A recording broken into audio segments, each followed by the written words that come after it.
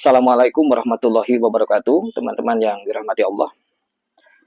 Ini kita bicara tentang masalah keagamaan, masalah umat, khususnya umat Islam, dan masalah pembelajaran tentunya.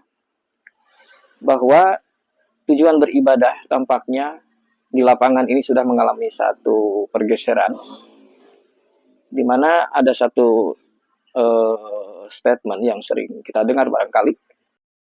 Mengapa masyarakat yang religius atau beragama tetapi dalam nilai moral itu tidak mencerminkan apa yang diajarkan dalam agamanya, kira-kira begitu.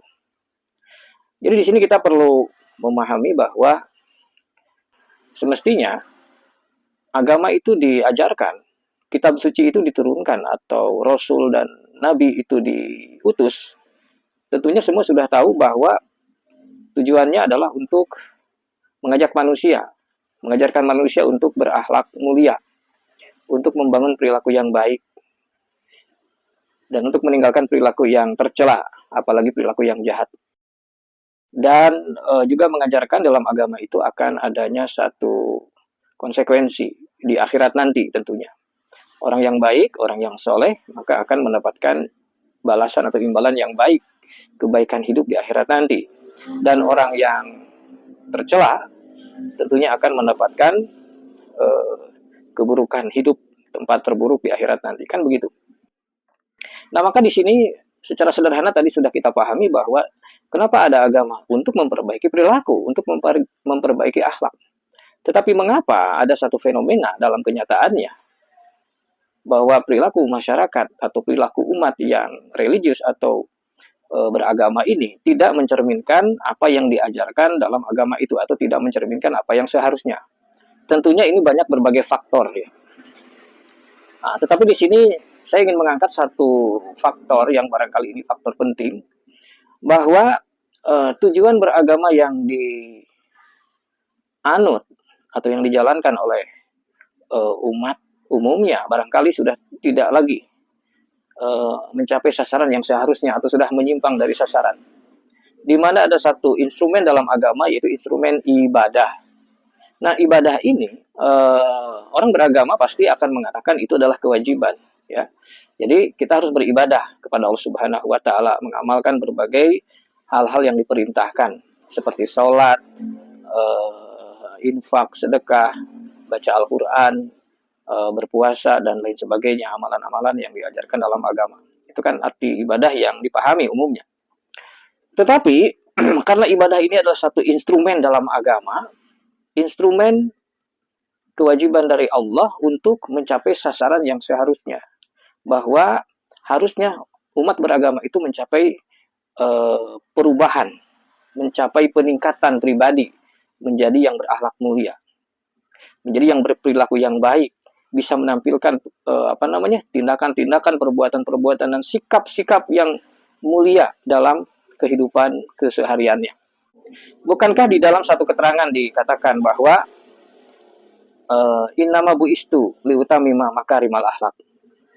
Kata Nabi dalam satu keterangan bahwa aku ini diutus untuk menyempurnakan akhlak mulia. Jadi jelas sekali bahwa tujuan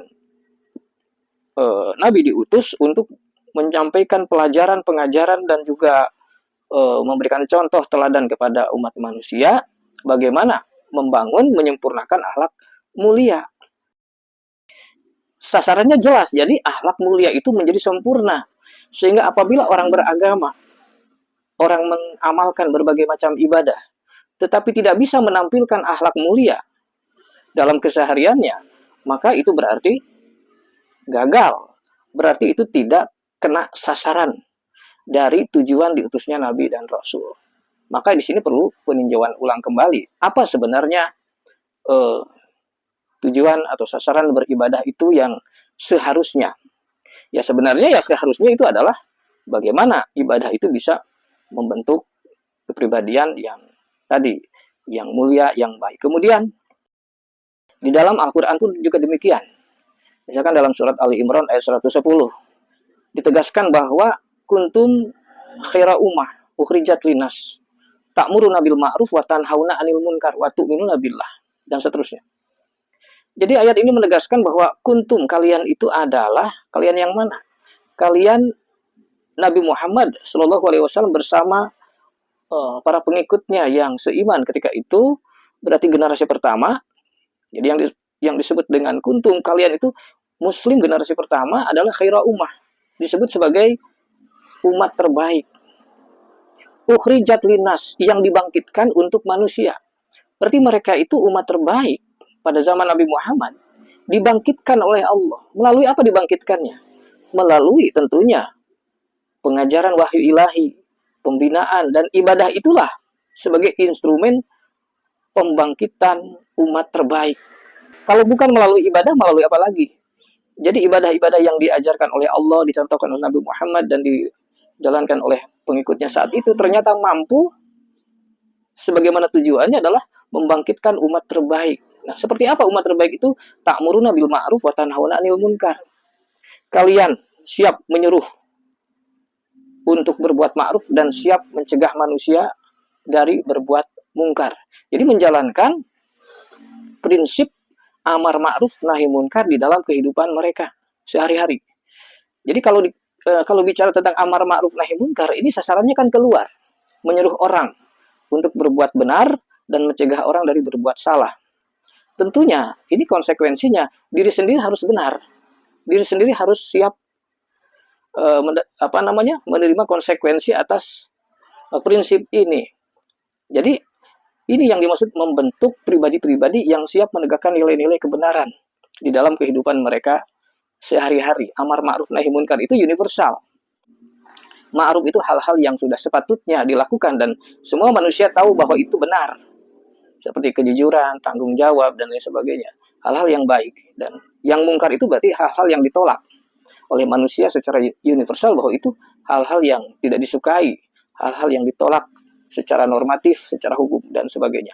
Nah, jadi itu tujuan daripada kebangkitan umat Muslim generasi pertama adalah membangkitkan, menampilkan umat terbaik, yaitu siap menegakkan prinsip itu, amar ma'ruf nahi munkar. Nah, ini yang dimaksud dengan makarimal akhlak, menampilkan akhlak terbaik, akhlak yang unggul dan mulia. Dan ayat berikutnya mengatakan watu minun nabilah, berdasarkan atau berlandaskan kepada keimanan kalian kepada Allah Subhanahu wa Ta'ala. Artinya dari sini jelas bahwa tujuan diajarkannya agama, tujuan diturunkannya Al-Quran, tujuan diutusnya Nabi dan Rasul, tiada lain, tiada bukan, adalah untuk menyempurnakan akhlak mulia, membangun, mengarahkan agar manusia, pengikut agama itu mencapai tingkatan kemuliaan dalam berakhlak, dalam berperilaku. Atau sama dengan yang siap menegakkan prinsip amar ma'ruf nahi munkar dalam kehidupan mereka sehari-hari. Nah, itulah yang harus ditampilkan. Nah, bagaimana caranya? Bagaimana jalannya? Atau instrumen apa yang digunakan sehingga mereka bisa menampilkan itu? Tiada lain adalah ibadah.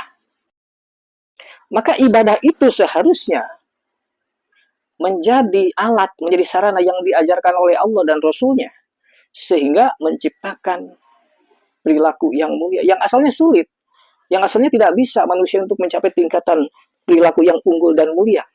Tetapi Allah mengajarkan ibadah ini untuk tujuan dan sasaran yang demikian. Kita sebut saja misalkan sholat. Untuk apa sholat? Infak, sedekah, zakat. Untuk apa infak, sedekah, zakat? Kemudian juga baca Al-Quran, kemudian juga berpuasa, kemudian juga amalan bangun malam dan lain sebagainya. Untuk apa semua itu? Nah, kebanyakan, sekali lagi, kebanyakan, rata-rata, umumnya, semua digeneralisir kepada tujuan pahala. Kenapa kamu baca Al-Quran? Untuk mengumpulkan pahala. Kenapa kamu sholat? Ya, sholat itu dapat pahala. Infak akan ada pahala lagi yang berlipat, dan sebagainya. Jadi tidak lagi kepada sasaran yang seharusnya. Mana aspek pembentukan akhlak mulia? Mana aspek pembinaan karakternya dari setiap aspek ibadah itu?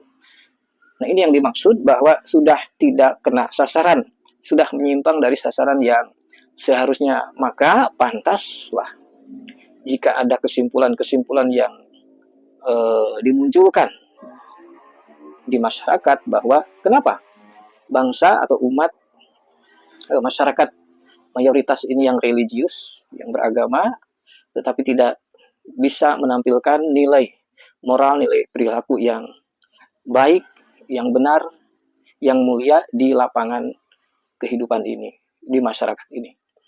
Kesimpulannya adalah, marilah kita meninjau kembali, memperbaiki motivasi, maksud dan tujuan ibadah kita atau sasaran ibadah kita, sebagaimana maksud agama ini diajarkan, sebagaimana maksud kitab suci itu diturunkan, sebagaimana maksud Nabi dan Rasul itu diutus adalah untuk menyempurnakan akhlak mulia. Dan pengajaran kitab suci dari Allah Subhanahu wa Ta'ala, sebagaimana tadi dijelaskan, adalah untuk membangkitkan umat terbaik, khairu ummah. Umat terbaik itu apa? Tadi penjabarannya adalah dia mampu menegakkan prinsip amar ma'ruf nahi munkar di lapangan kehidupan, sebagai apapun dia, di rumah, di masyarakat, di pasar, di kantor, dimanapun dia berada, sebagai apapun dia, dalam lingkup keluarga, dalam lingkup sosial, sebagai apapun jabatan yang diamanatkan kepadanya, maka disitulah dia harus siap menegakkan prinsip amar ma'ruf nahi munkar. Tentunya jangan melakukan manipulasi, jangan melakukan korupsi, jangan melakukan kebohongan, jangan merugikan pihak lain, jangan melakukan keserakahan untuk kepentingan dirinya sendiri, tegakkan keadilan, dan lain sebagainya.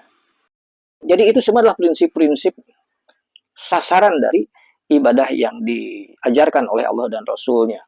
Kalau kita perhatikan dari pengajaran kitab suci Al-Quran, maka setiap ibadah itu adalah pembinaan aspek-aspek perilaku secara utuh, secara holistik. Baca Al-Quran untuk apa? Sholat untuk apa? Infak untuk apa? Puasa untuk apa? Umumnya hanya digeneralisir bahwa semua itu adalah untuk mendapat pahala, sehingga tidak tahu lagi sasarannya apa. Nah, maka sesungguhnya masing-masing itu ada sasaran-sasaran tertentu yang tentunya harus kita pahami di dalam lembaran-lembaran ayat suci Al-Quran. Mungkin itu yang bisa disampaikan sebagai bentuk peninjauan yang ingin saya sampaikan.